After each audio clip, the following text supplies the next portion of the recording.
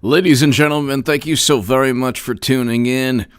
Eric H526, Luke St. Martin, Jimbo, hello.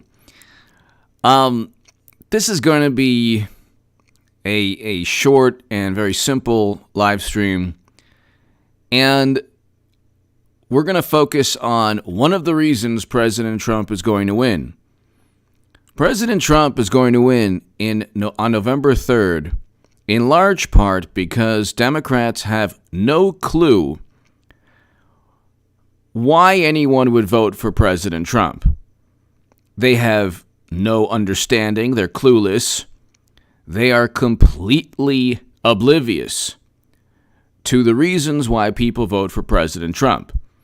They have spent so long, they have spent every second of their lives for the past 4 years trying to fabricate and imagine reasons, horrible reasons why somebody would vote for President Trump. Because it's impossible that anyone would vote for Trump who wasn't this horrible monster, this bigot, this terrible person, because that's what Trump does. He's this monster. Oh my God. 30%. He's actually doing better among Latino and Hispanic voters this year, according to CNN or the New York Times. He's actually doing better than he did in 2016. Biden is underperforming, and that is the biggest non-white demographic group Democrats have. In addition to that, there's no enthusiasm for Biden, and Hillary Clinton's going to be the nominee. So share my Times of Israel article below. Hillary Clinton, not Biden, will be nominee. And share my Huffington Post article, Hillary Clinton 2020 is a reality. Get ready for 8 years of Trump. Thank God he's a great president. But Democrats are clueless as to why anyone would vote for President Trump. And they're going to see more people of every background, of every ethnicity, vote for President Trump because nobody trusts or believes the spin. They're tired. How many times can you hear Trump as a monster? How many times can you hear this? Do you have a reason that you think people should vote Democrat? Are there any policies? Medicare for all? No. Green New Deal legislation resolution was a public relations stunt. Any legislation? No. So why vote Democrat?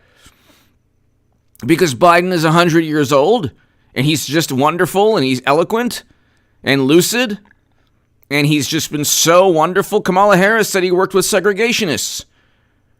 So, what is the reason people would vote Democrat? They might not even get the popular vote. Then they say, well, the polls say he's up by 14. Really? Is he going to be the first female president, Biden? Or the first cadaverous president?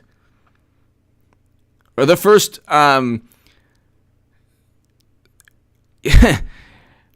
there's no way they're going with Biden, okay? Because this election is not just about President Trump. It's not just about Democrats. It's about James Comey. It's about Strzok, McCabe, Clapper, Brennan, Democratic donors. It's about a machine. It's about pretty much the last attempt at Bill and Hillary to regain control of the executive branch. So they're not going to go with Biden. He's as realistic as Eric Swalwell was or Bill de Blasio. Do you really think that Bill de Blasio wanted to become president? You really think that they don't even like him in New York? I guess they do. He's mayor, but I don't know how he got elected, but whatever.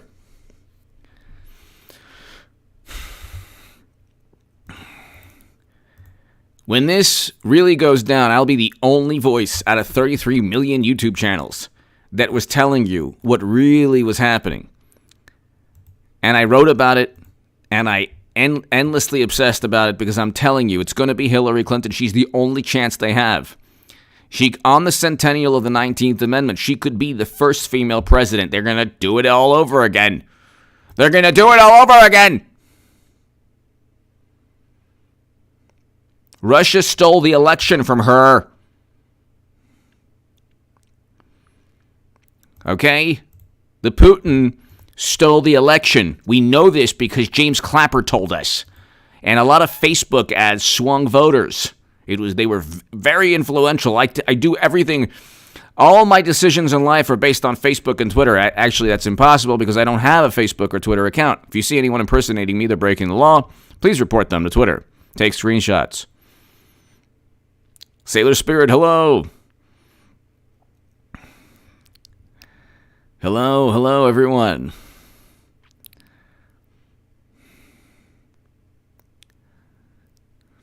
Thank you, everybody. We're just waiting. We're just waiting, people. We have to go through this. We have to go through. Valerie Rogers, you know the thing, man. So one of the things, Valerie and everybody here, one of the things, George, hello. George Umbasa, hello. One of the things President Trump was talking about was that he had to salute like hundreds of people, and that he was he had to like take a long tour, and it was just a lot of things that he was doing. And the underlying theme there is that could either Democratic challenger do that? Jimbo! 100% HA. Jimbo!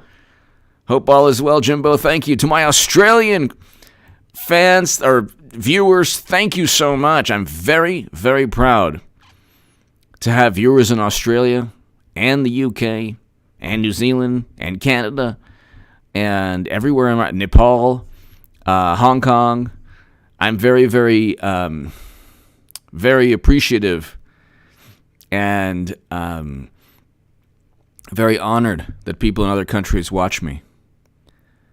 But this is like, why does anyone vote Democrat? I want to know why you would vote Democrat. Because the thing is, like, they tried to do this to me when I was on the left. They tried to do this to me all the time. And by the way, now I'm a Trump supporter, and I love President Trump. But I was the biggest Bernie Sanders booster on the internet in 2015 and 2016, according to the Huffington Post, and the unofficial scribe of Sanders' most hardcore voters, according to the Washington Post. This was before, by the way, Rose Twitter. So I was a precursor to Rose Twitter. Isn't that wonderful?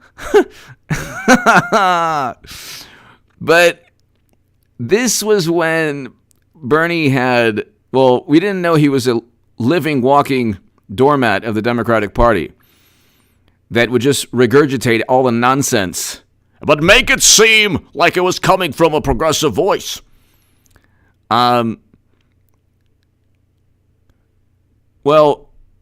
He had some crossover appeal. Conservatives liked him. People who wanted to bring home American soldiers. That's what drives me. That's what I've written a great deal about, how we should bring home Americans. In The Hill, Salon, the Huffington Post. I have an op-ed in the Roanoke Times. I have op-eds in the Jerusalem Post against counterinsurgency conflicts. Once I get my website up and running and my newsletter, by the way, if you want an upcoming newsletter from me, from yours truly, it's contactgoodman78@gmail.com.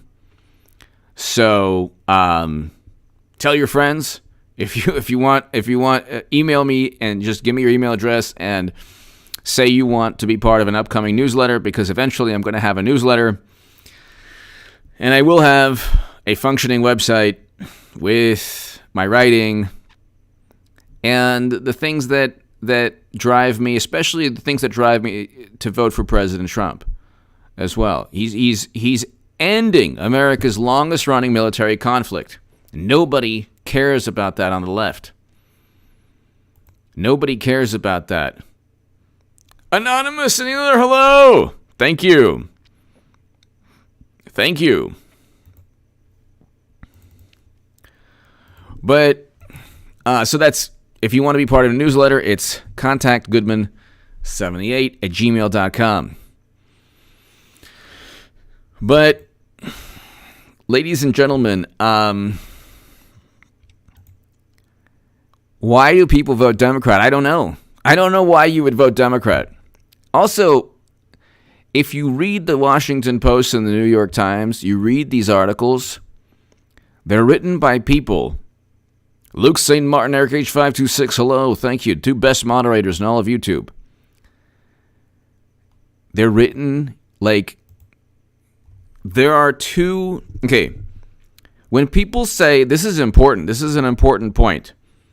When people say, oh, the country's so divided, Trump is so divisive, Trump, his words are incendiary. He is volatile. There's so much tension. There's so much unrest. These are all ways of describing the mental state of the Democratic Party, not Trump supporters. Not 63 to 65 million people who are going to vote for President Trump. I don't care what the left does. Do you understand? I don't care. They can vote for Hillary Clinton every 4 years. In fact, I want them to. That's the difference between me and them. That's the difference between you and them. Ha ha ha! Cody, hello. Ha ha ha! But I don't care what the left does, and I don't care what liberals do with their lives. They care what everyone else does. They sit up at night thinking that maybe somebody has a different viewpoint on politics. They're the ones who do away with friendships. They're the ones who yell and scream and screech at the top of their lungs. They're the ones who want to impeach a president simply because they think, because correlation equals causation with them. When it's Trump, you better believe correlation equals causation. Madeline7, thank you for watching from Spain. Thank you. Thank you. You better believe, though, that when it's President Trump, correlation equals causation. When it's Madam Secretary, come on. The money flows. It was by accident. It was coincidence. Coinky-dink. But, like, when you hear this, this apocalyptic, this country, the soul of this nation, the soul of this country is at stake. This our soul. Believe me, the last thing I would want to do is attach my soul or anything to do with my life to the Democratic Party. By God Almighty, you want a one-way ticket to a place with no air conditioning. That's the Democratic Party for you. But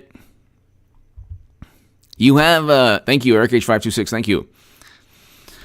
Yeah, it's contactgoodman78@gmail.com if you want to be part of a newsletter. But you have this notion that so many people are unhappy. Well, that's actually not the case. People are unhappy because they lost their jobs, they lost their livelihoods, their lives were upended because of a pandemic, and I should say also because of a response to a pandemic. Because they'll be looking back at this years from now, and they're going to look and scrutinize the response, as they should. And it's not like Trump's response. It's all the wonderful experts. That's another thing also. The appeals to authority regarding what Trump meant, see, they never look at as actual words. It's always the subtext. Because, he's actually speaking to people subliminally. So they create and they fabricate this world, and then they say nobody's happy. Well, obviously nobody's happy. They play this like Dungeons and Dragons version of politics where they fabricate everything. They make up the intent, the subtext, the subliminal messaging. They fabricate all of that. Everything Trump says is viewed from their sensibilities, their 2020 millennial, political, I should say, left-leaning millennial sensibilities. So everything has a meaning and a subtext and a subliminal message to really horrible people, because nobody would ever appreciate anything Trump does. And they're going to lose again. They will lose again. And it's going to be so wonderful. It's going to be so fantastic to see President Trump win again and take social media down with him. Or I should say, Democrats will take social media down with them. What do you think's going to happen politically to Schumer and Pelosi when they lose again? Madam Secretary, she's going to run again in 2024. She doesn't care. What does she care? You think they're going to roll with Biden? If Madam Secretary, if Clinton, first of all, she'll become nominee, but let's just assume I'm wrong, which I'm not, but let's assume I'm wrong. She would have to, you would have to be talking about the most inept, clueless, naive, and weak politician of all time. I don't think those, you can say a lot of things about Madam Secretary. She's not weak or inept. You're talking about somebody who essentially is one of the most devious and ruthless politicians. She's not simply going to step aside when Biden, walks, when Biden jumps into the reflecting pool without any clothes on and so, well, that's too bad, You're talking about very conniving people who aren't just going to be like, oh, okay, that's no problem. We'll go with Biden. It's his turn. This is a political machine that runs on patronage.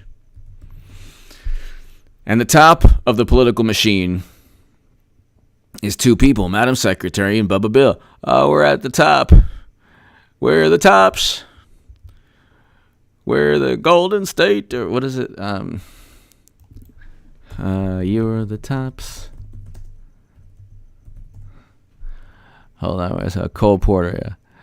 You're the top. You're the Coliseum. You're the top. You're the Louvre Museum. Anyway. They're not going to go into the convention with a person who's steering the entire machine into another. I mean, the iceberg is there. They're coming dangerously close. Like, well, maybe we can hit it again. And how many icebergs do they have to hit? And the polls were all wrong in 2016. So why they've given their lives to polls, I have no clue. Kurt Leonard! Trump's story about Boeing gave some real insight into how he successfully negotiates a deal. I didn't see that. I'm going to have to check that out. Kurt, thank you so very much. I have to go ahead and check that out. Kurt Leonard. But that's the thing. I mean, they can't give him credit for anything. Like, there are people, I'm telling you, Kurt and everybody here, there are people who think that he's not worth $1 billion, that he's not even worth $300 million. They think that he's just bankrupt. They're like, oh, he's a con man. And what are the Democrats selling, by the way? And what's Trump selling? Because we had record low unemployment, and that's another issue. When we had record low unemployment, the sky was falling back then. Now imagine the lives of Democrats now. They're almost happier now. Because they're like, yes, everyone's suffering like we are.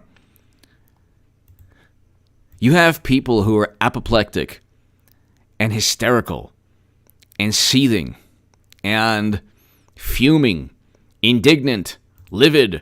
They're all these negative emotions. How on earth? I don't know how they're going to get the voter turnout first of all, it ain't going to be Biden, but even with Clinton, she'll get a much higher voter turnout than Biden because the Russians stole the election from her. You have to understand that happened, right?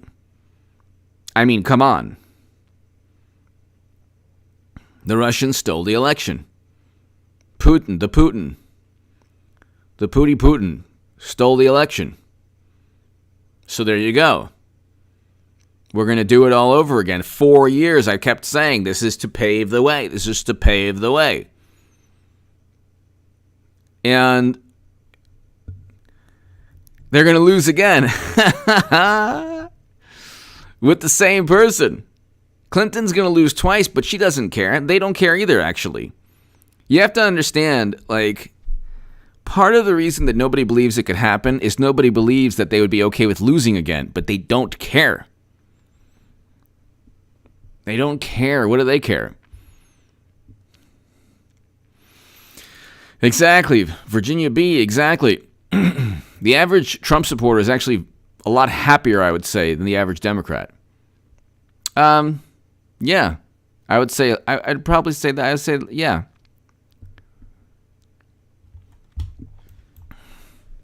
I would say so.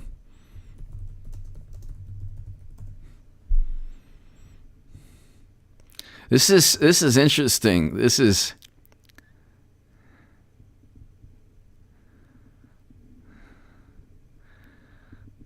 Science Direct, a Journal of Research and Personality. Conservatives are happier than liberals, but why? That's interesting. That's interesting.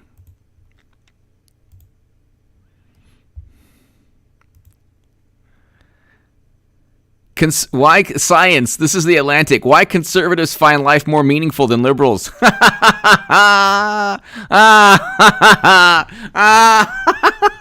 Yes. It has nothing to do with Trump. Don't you like? It's like it has nothing to do with Trump.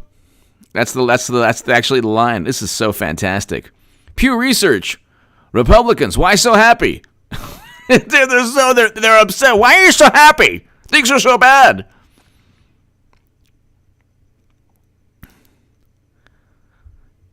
This is hilarious. Because I remember over the years, I remember when I was on the left, like, conservatives are happy because they just don't know a lot. Like we do. We know so much that we're unhappy. The partisan happiness gap. The partisan happiness gap. This is Pew Research.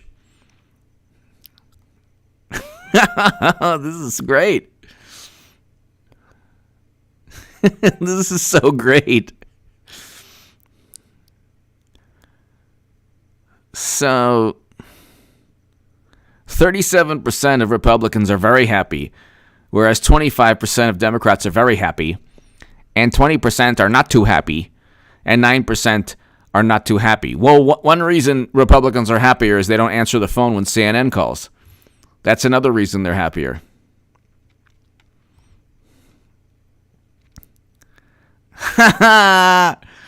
This is so fantastic. This is so great. Opinion. Why conservatives are happier than liberals.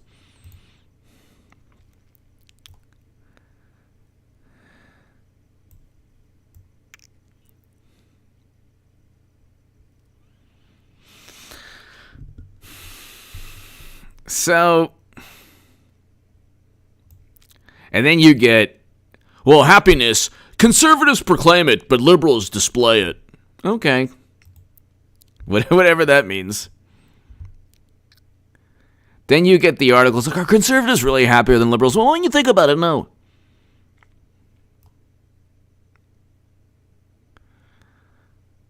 So, this is interesting.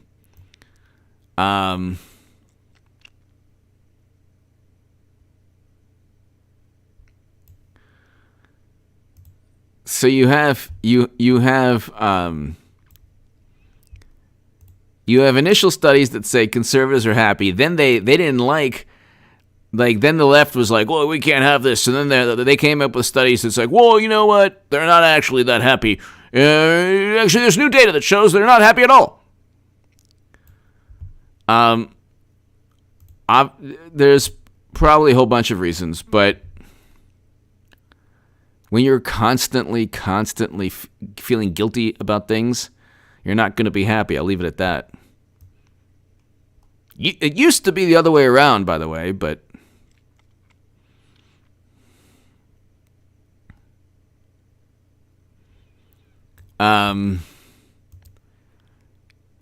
you look at Trump, like Trump supporters laugh at everything that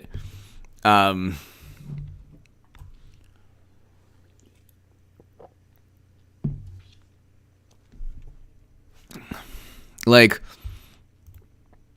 President Trump is funnier than most comedians. He really is funnier than most comedians nowadays. He really is. He really is funnier than most comedians.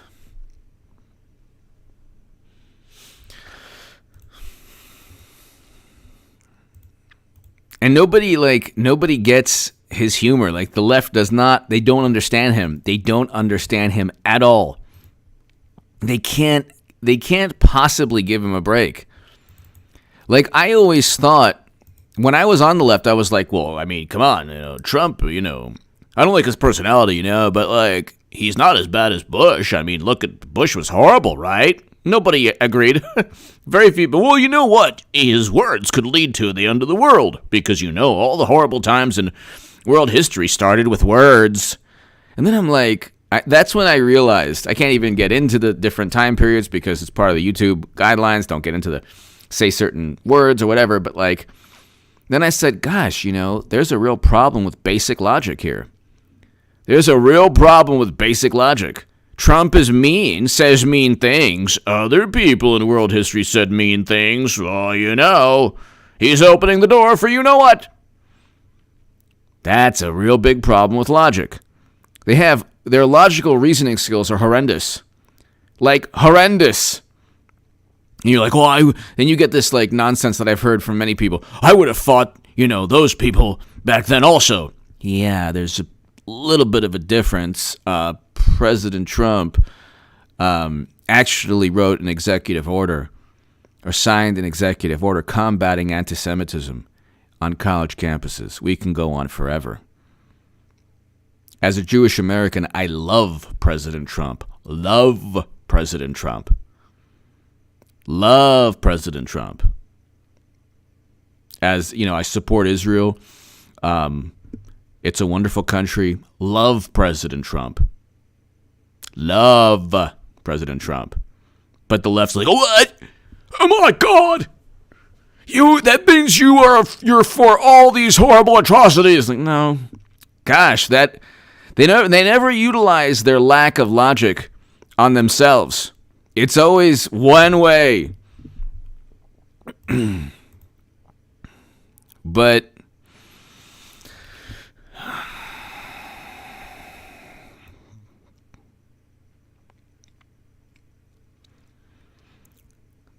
Democrats, like, they not only do they not understand why Trump supporters vote for President Trump, but they create their own world. And the problem also is that most people are not on Twitter. Most Americans are not on Twitter. Okay? Active Twitter users, like I'm talking active political, like in politics, every single day, are in the hundreds of thousands. Like, maybe I would say 1 million people. I think that's way too much, because there aren't. If you look at 80% of all the tweets, 80% of all the messages written on Twitter, 20% of the platform, okay? But then you break that down, how many influential Democratic Party accounts or liberal accounts? How many, you add in Hollywood, the Democratic Party politicians, liberal journalists, how many?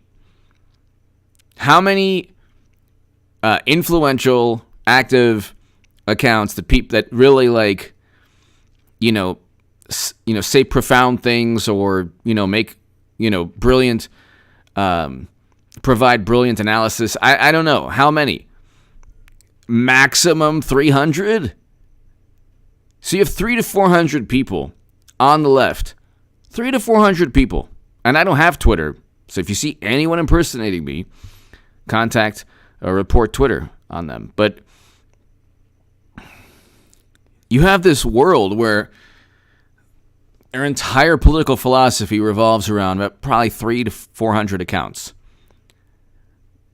on a platform most Americans are not on and don't care about. And then you have cities now that, yes, of course, there were primarily peaceful protests, but you have $1.4 billion by one estimate in property damage throughout the country. So you have $1.4 billion in property damage. You have 30 plus million unemployed. You have people who have had their lives upended because of the response to a pandemic. And then you have 5 states that account, all run by Democrats, that account for over half of the lives lost. And they're run by Democrats. And media never puts 2 and 2 together. And this is the New York Times. You can go to the New York Times and it's right there. And there's no discussion, no discussion of mortality rate. No discussion of governors that made no mention of the pandemic before it happened, and that even the governor of New York on March 1st stated, well, you know what? He stated that the risk remains low. So it's kind of like you have a situation where on November 3rd, they've spent 4 years. Now, they either do one of 2 things. They look in the mirror and they say, oh my God, we've been duped. We deceived ourselves, or we've been deceived, or we have to rebuild, or, we've spent 4 years trying to take down Trump. It hasn't worked. We have 8 years now. 8 years of Trump. No! 8 years of Trump. No. No. Or they say, you know what, Russia's at it again, and we're as arrogant as we always were, and we know everything, and they don't know anything.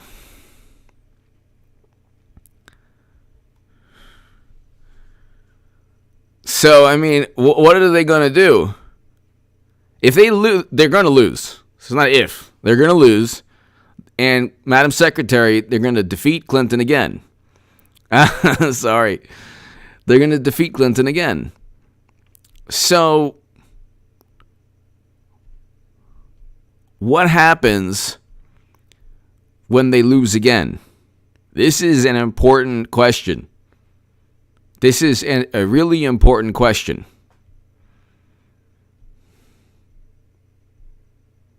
What happens when they lose again?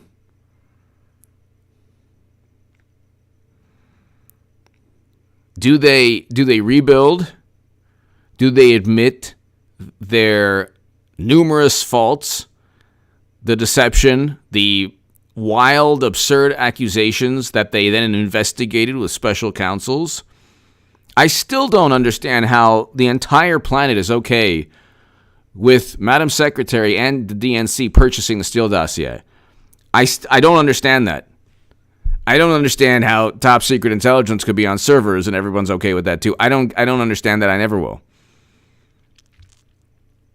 I think at the convention, they'll go with Madam Secretary. There'll be some push prior, and they'll go with Clinton again. It'll be the most watched.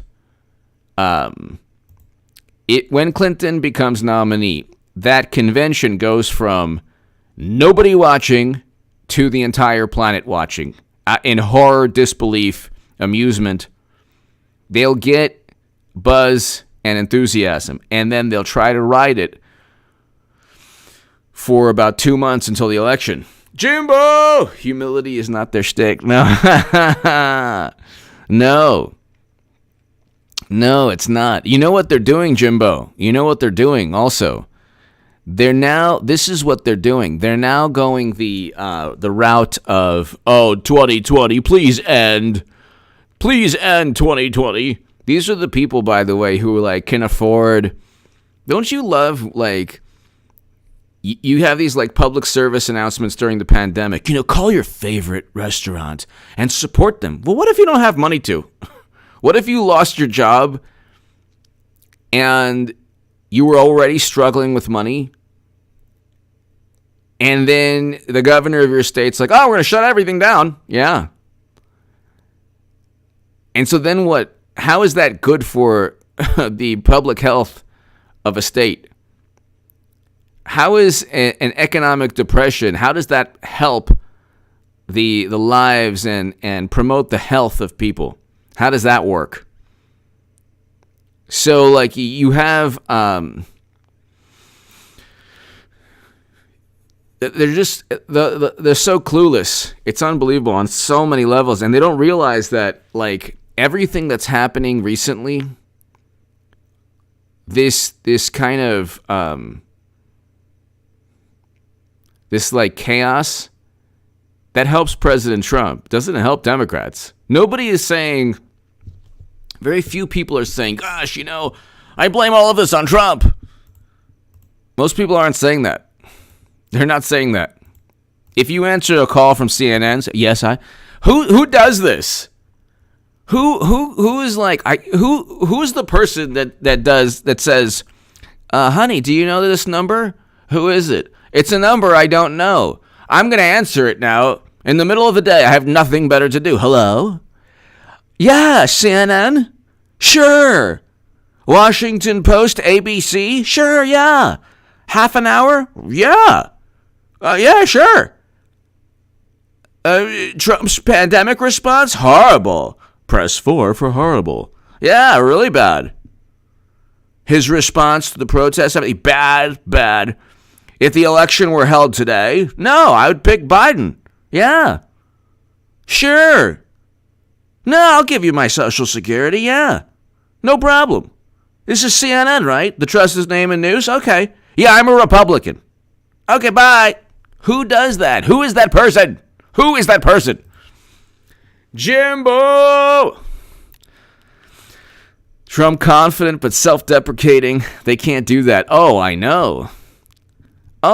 They can't do that. Jimbo, thank you. They can't do that. They can't.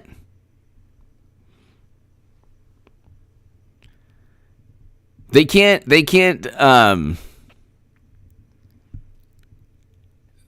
can't be self-deprecating because then it'll offend somebody, and their lives are predicated on not offending anyone when they're the most offensive people on the planet. So when Biden says the "you ain't" comment, that's a horrendous comment, absolutely offensive, a bigoted statement, but they sweep it under the rug because, oh my God,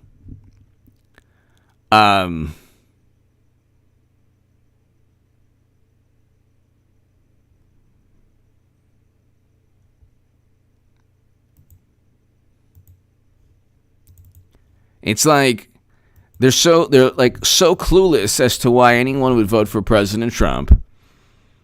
And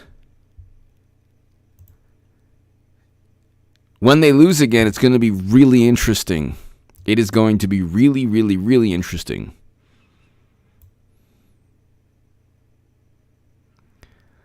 It's going to be really interesting as to why, how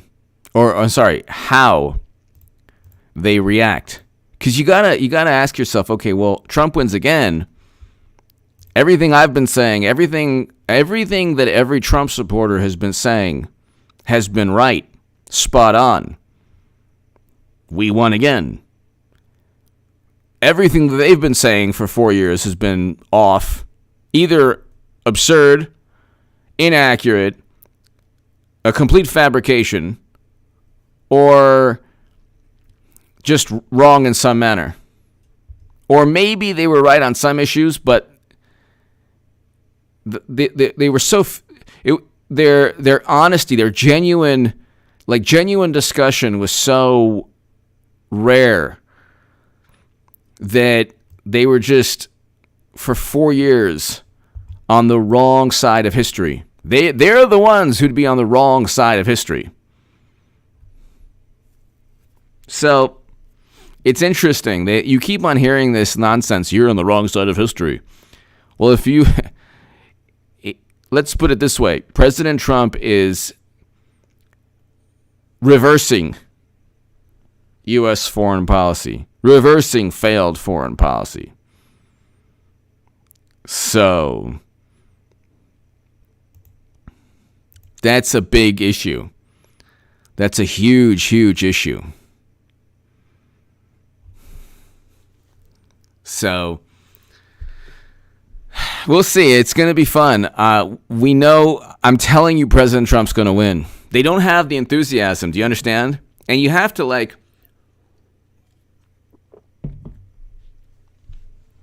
when you've spent 4 years listening to people who say, don't do something, what are you going to do? As an American, what are you going to do?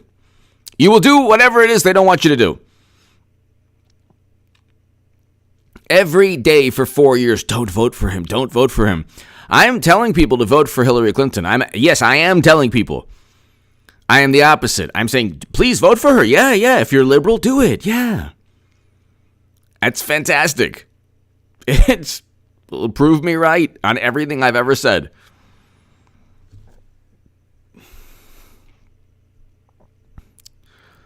I want the NFC champion and the AFC champion, and we got the Super Bowl.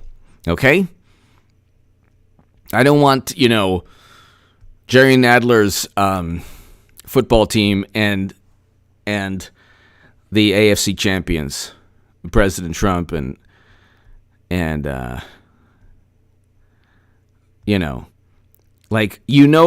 President Trump and his campaign, they're going to show up and they're going to represent. And people are going to represent. He has voter enthusiasm through the roof. People love the guy. He had 1,000-boat flotilla in Jacksonville. Biden wouldn't even get drifting plywood or kelp or seaweed. Plankton. What was it, Jimbo? Plankton for Biden. But then they're like, well, his crowd size was really horrible. It's like, at least he had a rally and a speech. There are like 70 people on Biden's live streams, and that's still with him in the basement. So look. When Clinton accepts the nomination, be on this channel, be on H.A. Goodman's other channel. I'll have some great Birds Nation 302. I hope you're right. Yes. Thank you. It's going to happen. It's going to happen. President Trump's going to win. Go Eagles.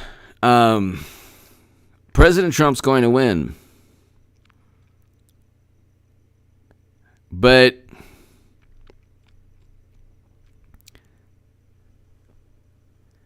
it'll be extremely amusing how they pass the torch. Extremely amusing how they go from Biden to Hillary Clinton. And she's the only chance they have. And let me tell you, she could possibly win. President Trump can't be asleep at the wheel. And he has to take it seriously. He can't simply... If you go into the game overconfident, you're going to lose. Ladies and gentlemen, God bless you. To my super chat, thank you. I'll see you tomorrow morning, everyone. Thanks, everybody, for staying up late. Jimbo, everyone, Eric H526, Luke St. Martin, thank you very much, as always. I'll see you tomorrow, everyone. Have a safe weekend. Happy Father's Day, everybody. Thank you.